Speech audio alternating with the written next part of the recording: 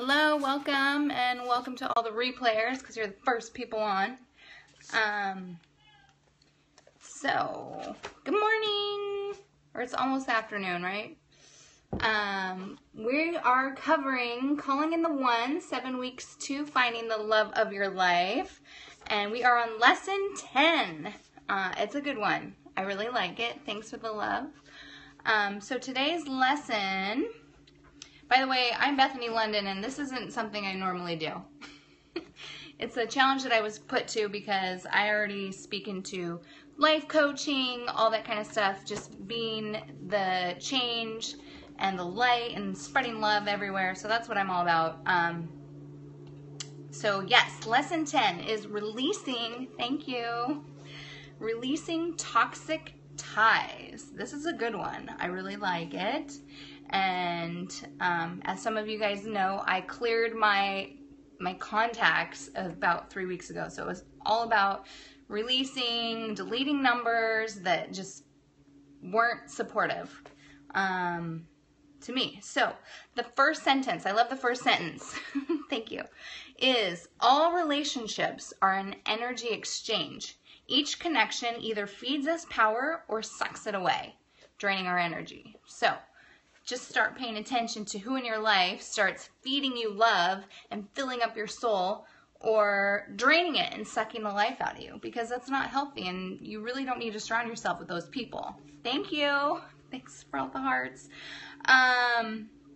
So one thing she said that I love in here is that sometimes we form attachments that can and do block the experience and expression of love in our lives. So how easy it is, and how fast do you get attached to somebody as soon as you start dating. Like maybe on date 3 you think you found the love of your life and this is the one, and then we get attached to that idea versus being in experience of how the relationship unfolds. So just something to take note of. This is kind of funny, but I get attached to dogs. I love my dog, and I lost my dog in May, and it was like one of the... Do I speak? I'm sorry, I don't. So I lost my dog back in May, and it was one of the worst experiences of my life. I'd never gone through that before. But I recently was watching my girlfriend's dog for like 2.5 weeks, and I missed that dog so much after only 2.5 weeks. So I obviously have an attachment issue, and I know I have an attachment issue with my art because it's always something I'm breaking through. When someone wants to buy it, I've actually told people no, they can't have it. So everything's a learning lesson, but we got to be open to growth and letting go of that which does not serve us, and letting go of attachment to an idea. Otherwise, we're not going to enjoy the experience. We're focused on the idea. Oh, I love that. Someone said they can't go a day without seeing their wife. That is beautiful. So I want to share one of the stories that she goes into on here. She talks about this guy, Paul. This is the book, Calling in the One, chapter 10, or lesson 10. So she talks about this guy, Paul. So Paul and this girl, Susan, form a relationship for a couple weeks. And then next thing you know, they're going into business with each other.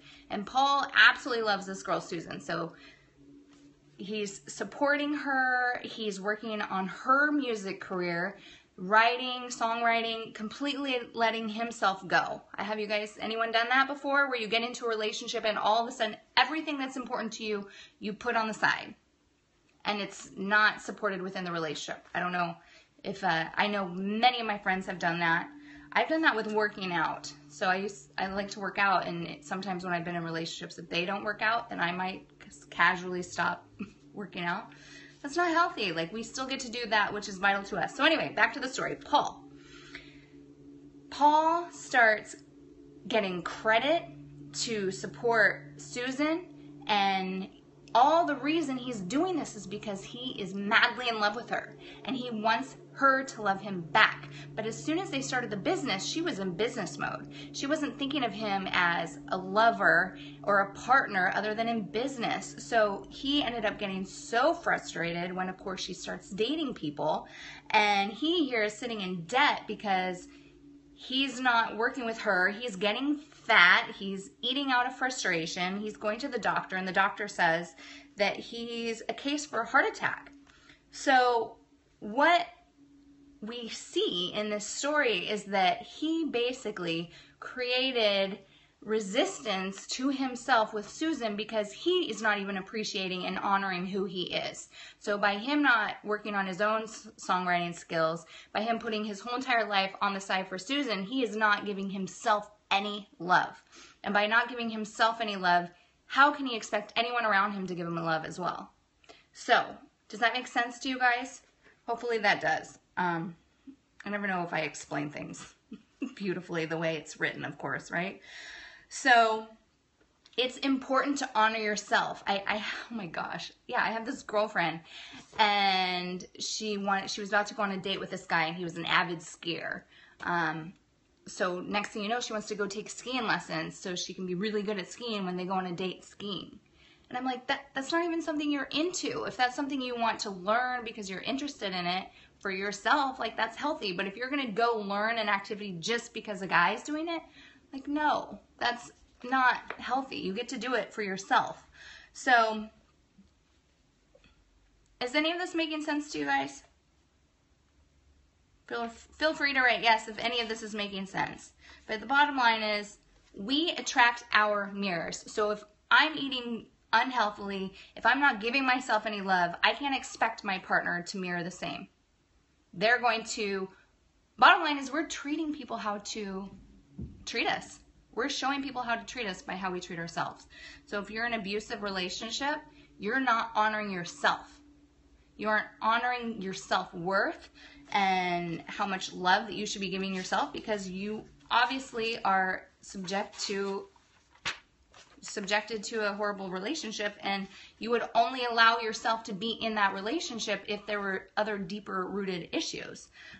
This might offend some people, but it's just how it is. We teach people how to treat us. So if you're in a relationship and someone's cheating on you and then you get back together with them, sure, there are cases where it does work out and lessons were learned and things work out. But if you allow that to happen and then it happens again, and your bottom line is you're saying it's okay. Like, I will forgive you every single time. And that's not healthy. You're not honoring yourself, your core, your own worth. So, oh, here it is. Yes. We are always training people how they need to be with us by how we respond to their behavior. What you tolerate will happen again and again and again. So, that is the lesson for today. Toxic ties. Honoring ourselves, which touches a little bit on one of the previous chapters. But toxic ties undermine and weaken our vision of what is possible in our lives. We perpetuate them because we think it's better to hold on to someone who loves us a little bit rather than risk being with anyone at all. Not good, people, not good. This is about attracting the love of your life, your soulmate, the one who is going to support you through thick and thin and be there on your side, good times, bad times, and the ugly.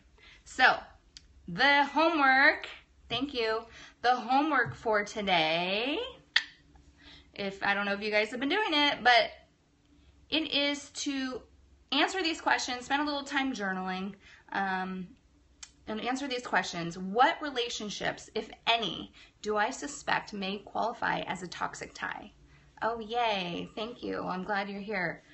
So, really taking a moment to look at what relationships in your life are not supporting you, not supporting the beauty that you are, that are pulling and draining your energy. And then look at what fear is dominating you in this relationship. Like, why are you not able to cut the person off completely, maybe get out of a relationship? Maybe you don't feel that you're worth something better, and you are. And once you start knowing that within yourself, you will create and attract that relationship. What obligations do you feel compelled to fulfill with that person that is a toxic tie? And in what ways are you allowing yourself to be manipulated through feelings of guilt and shame? Oh, good, Miss Money Penny. Thanks for joining. Yeah, I mean, these are huge things, and this is what I did a few weeks ago, and I spent time and I really just cleared out my contacts.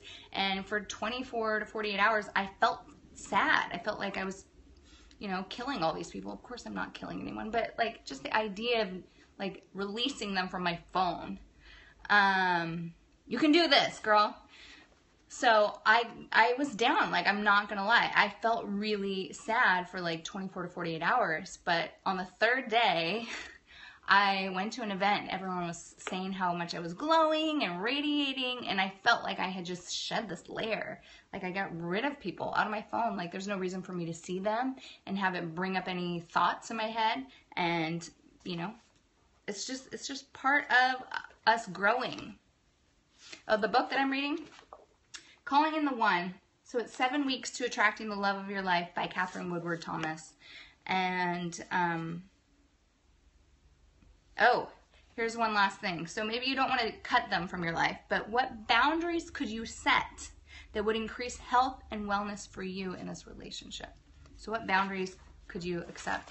And you guys, like, people respect that. Like, if I have a guy, or if a guy that I'm dating, if they set boundaries, I respect that, because I appreciate that they're knowing how worthy they are and how important it is maybe to go work out every day, and saying this is something that's really important to me. Or maybe it's me. You guys know, a lot of people know I'm working on a startup. So if I'm in a relationship with someone that doesn't understand that sometimes I'm working till 1 a.m. and they don't get that, like, that can be really hard for me, because it is something that's very important, and I'm not going to stop working because I'm in a relationship. So it's about finding a marriage, quote unquote, no puns intended, of someone that's really supportive and will support you in moving forward with your dreams, and vice versa. It goes both ways, of course. So the bonus homework is, but where does pride... Oh, well, I would say that it starts with you, so your own self-worth, and writing out what's important, valuing those qualities, now if it's, and seeing where it matches up with another person. So I'm just answering one of the questions that I saw on the board. So the bonus practice question is taking at least one action to your relationship of yourself, because it starts with you. And as you know, we were talking into ownership for the last video. And I did sign up for Catch, so now all the videos are being saved there if you guys want to go back and watch previous ones, but I think I don't even know what's saved there. I just started like yesterday.